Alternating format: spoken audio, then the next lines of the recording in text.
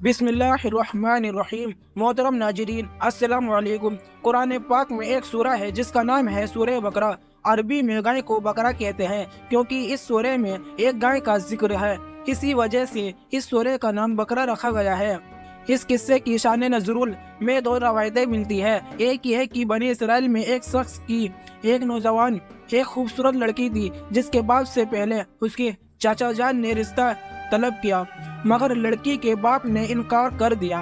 फिर बनी इसराइल ने एक नेक आदमी ने रिश्ता तलब किया तो उसके बाप ने हाँ कर दी, जिस पर पहले शख्स ने मुश्ताक होकर लड़की के बाप को कत्ल कर दिया और फिर उसके खून का मुद्दा बन बैठा।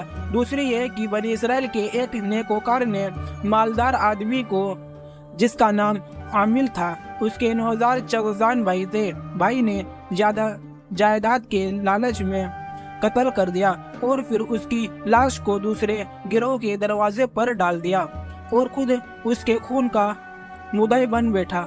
अलगल इस गैर मामूली वाक़े से शोहरत बापा हो गई। लोग एक दूसरे पर उस कत्ल का इल्ज़ाम लगाने लगे। बेराखिर हज़रत मूसा अलैहिस्सलाम की खिदमत में रजू किया गया तो उन्होंने बज़ाहिर तो इस कत्ल का मामला हल करने के लिए खुदा के हुक्म के मुताबिक उनको हुक्म दिया कि एक गाय सेवा करो और उसका कोई टुकड़ा मखतूम की लाश पर मारो, जिससे वह जिंदा होकर अपने कातिल का नाम बता देगा।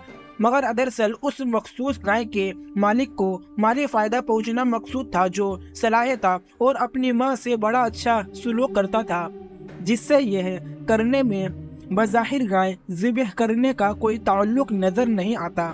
इसलिए कौम ने कहा, आप इससे मजाक कर रहे हैं। हज़रत मूसा अलैहिस्सलाम ने फरमाया, मैं खुदा की पनाह मांगता हूँ कि जाहिलों से हो जाऊँ।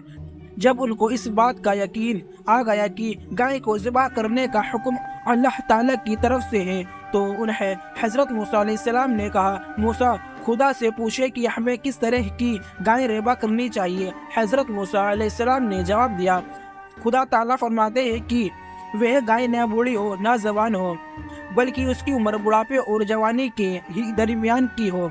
उन्होंने कहा, मूसा खुदा से दरियाफ्त करे कि उस गाय का रंग कैसा हो। हज़रत मूसा अलैहिस्सलाम ने खुदा से पूछकर जवाब दिया, वह खेलता हुआ जर्द रंग रखती हो, जिसे देखकर इंसान को सुरूर हासिल होता हो। बनी इसराइल फिर से कहने लगे, मूसा खुदा से दुआ करे कि वह इस गाय के बारे में और ज़्यादा वजाहत करे, क्योंकि हम उसके मुताल्लिक शक में पड़ गए हैं।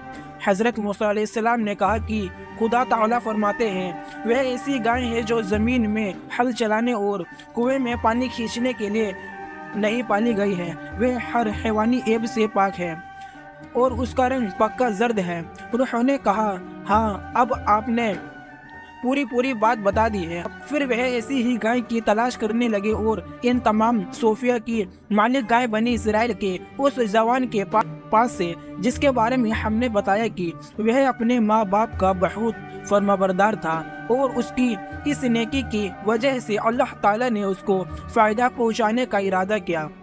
उसका वाक़या कुछ यूं ही है कि बनी इसराइल का एक नेक शख्स था जिसका सिर्फ एक ही लड़का था और एक उसकी गाय थी। वह उसे एक जंगल में से लाया और कहा, अल्लाह में यह गाय की बछड़ी तेरे पास अपने बेटे के लिए वसीयत रखता हूँ, हत्ता कि यह बड़ी हो जाए। वह शख्स मर गया और वह बछड़े जंगल में जवान हो गई।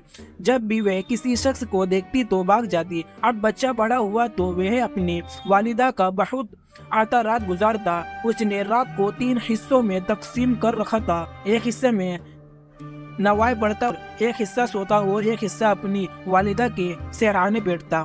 जब सुबह होती तो लकड़ियाँ काटने चला जाता। अपनी पीठ पर लकड़ियाँ उठाकर बाजार में फरोख्त करता।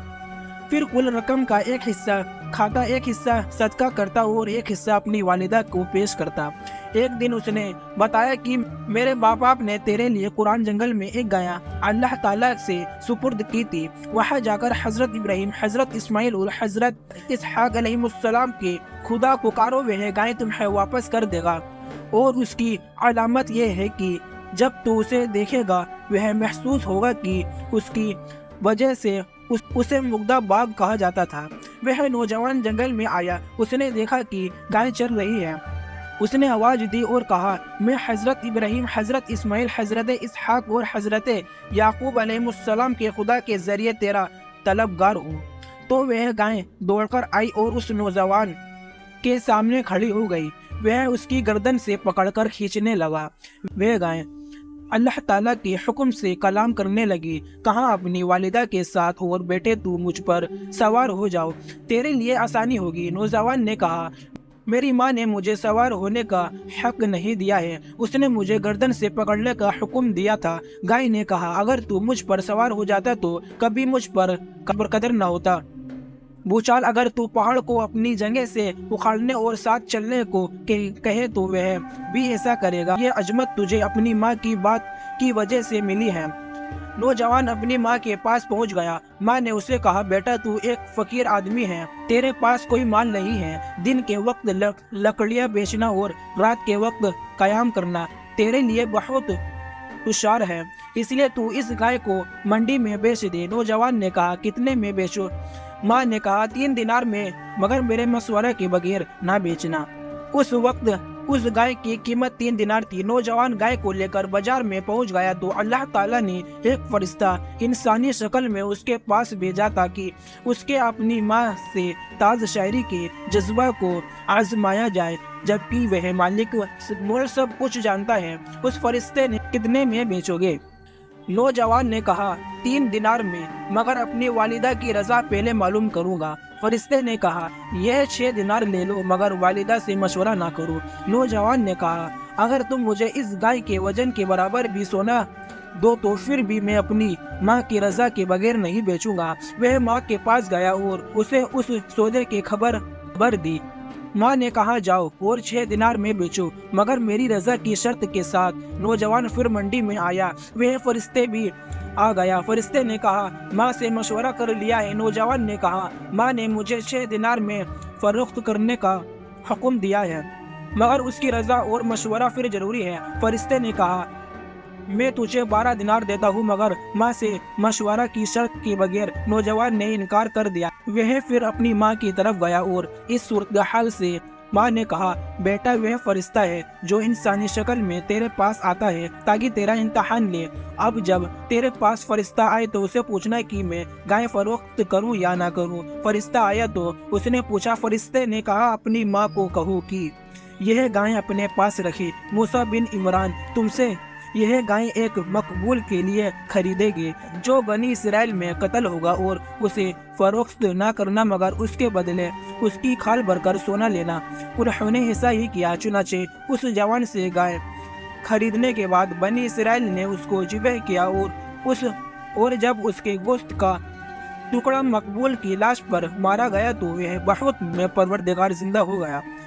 آزاد کا نام بتایا جو اس کے خون کا مدعی بن بیٹھا تھا، اور کہا جن کو میرے قتل کا ذمہ دار ٹھہرایا جا رہا ہے وہ بے قصور ہے۔ چنانچہ اصلی قاتل کو قتل کر دیا گیا۔ امید کرتا ہوں کہ آپ کو آج کی ویڈیو اچھی لگی ہوگی، اور آپ کو ہماری ویڈیو اچھی لگی ہے تو ویڈیوز کو لائک کریں اور اس طرح کی مزید ویڈیو دیکھنے کے لیے ہمارے چینل کو سبسکرائب کریں۔ ملتے ہیں نیکسٹ ویڈیو میں، جب تک کے لیے اللہ حافظ۔